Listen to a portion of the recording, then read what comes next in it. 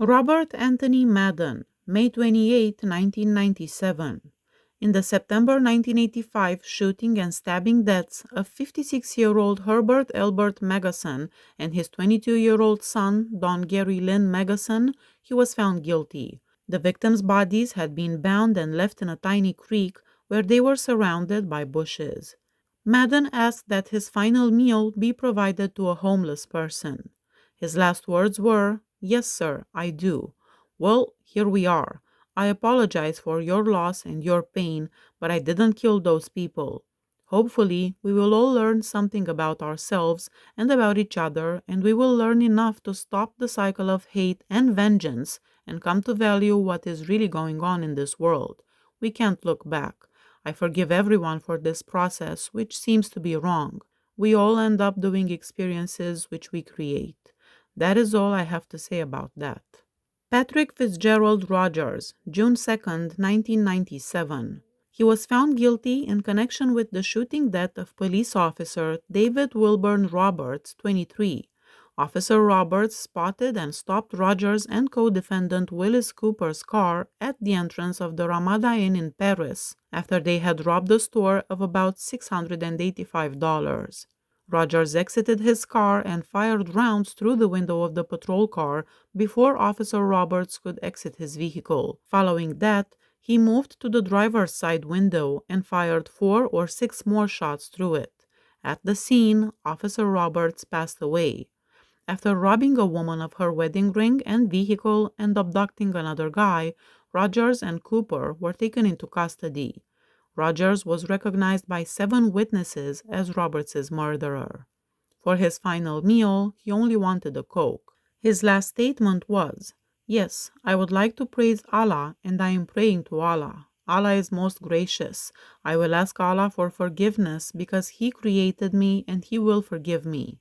All of the brothers on the row stay strong. I love my family, my mother. I will see her sooner or later. Life goes on. Don't let these people break you. Keep true to nature. You do not have to act like them. Rise above it." Kenneth Bernard Harris, June 3, 1997. He was found guilty of essaying and killing Lisa Ann Stonestreet, then 28 years old, in Houston in July 1986. Stonestreet was strangled and drowned after being essayed in her apartment. Between December 1985 and July 1986, Harris had committed at least 7 other robberies and essays in Houston. His last meal request was of barbecue, French fries, ice cream, punch, and cigarettes. The cigarettes were prohibited by policy. His last words were, "I would like to thank all of you for coming. I am sorry for all of the pain I have caused both families, my family and yours. I would like for you to know that I am sorry for all the pain I caused for all these years. I have had time to understand the pain I have caused you. I'm ready, Warden." Dorsie Lee Johnson Bay, June 4, 1997. He was found guilty of the murder of 53-year-old Jack Huddleston, a clerk at a Snyder convenience store. During a heist that earned the robber just $161, Huddleston was instructed to lie down on the floor and was shot once in the head with a .25 caliber revolver. His last meal was of fried chicken, French fries, chocolate cake, and Coke. His last words were, "I would like to tell my family that I love them and always be strong and keep their heads up and keep faith in Jesus. That's it." Davis Losada, June 4, 1997. A 15-year-old girl from San Benito, Texas, was viciously essayed and killed by 4 teenage boys in the late hours of December 23, 1984. Of the 4 teenagers found guilty of beating, essaying, and killing Olga Lidia Perales, Davis Losada was the eldest at the time of the murder, being 19 years old. On Christmas Eve, Peralez's nude body was discovered with 2 chest stab wounds in a brushy area between San Benito and Harlingen, Texas. She reportedly suffered 20 to 30 blows to the head and abdomen from a table leg, which resulted in a broken skull. Losada declined the final meal, and his final statement was the following: "If it matters to anyone, I did not kill Olga. Brian, thank you for caring. Didi, you have been a good sister to all of us. Anna and Chico, trust in God. I will always love you, Lynn. I will always love you.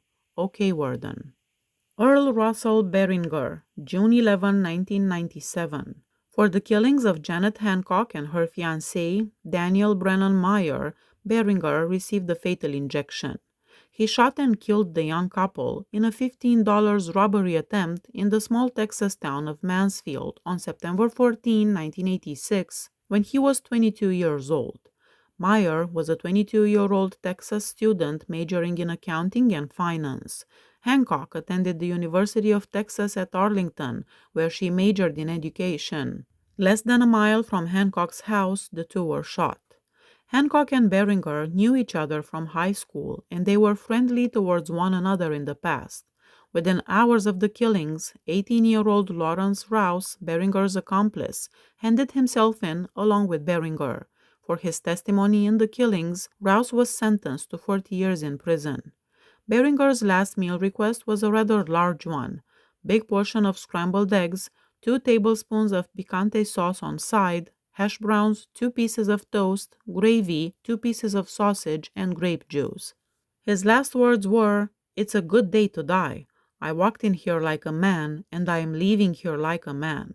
I had a good life. I have known the love of a good woman, my wife. I have a good family.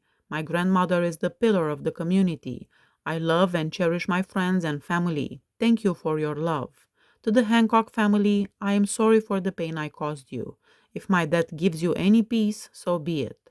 I want my friends to know it's not the way to die, but I belong to Jesus Christ. I confess my sins." David Wayne Stoker, June 16, 1997.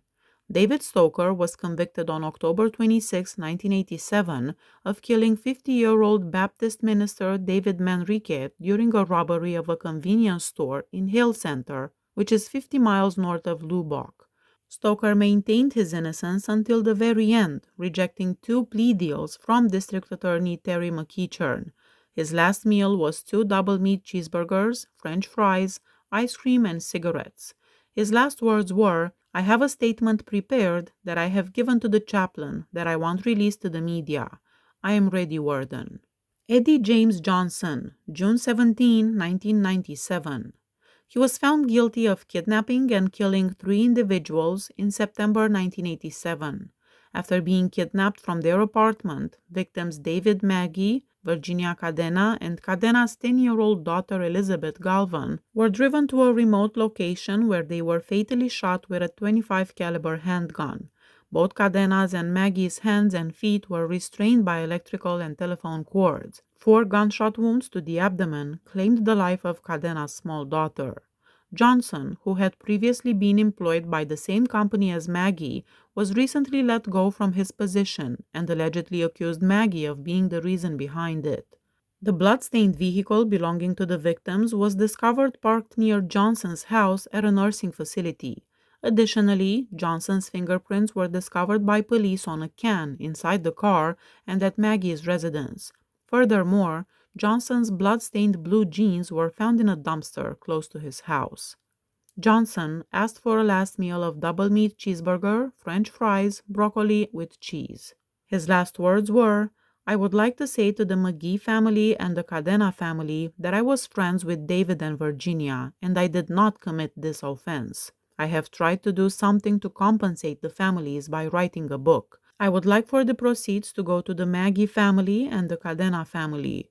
There is someone who will be contacting them, or they can get in touch with my attorney.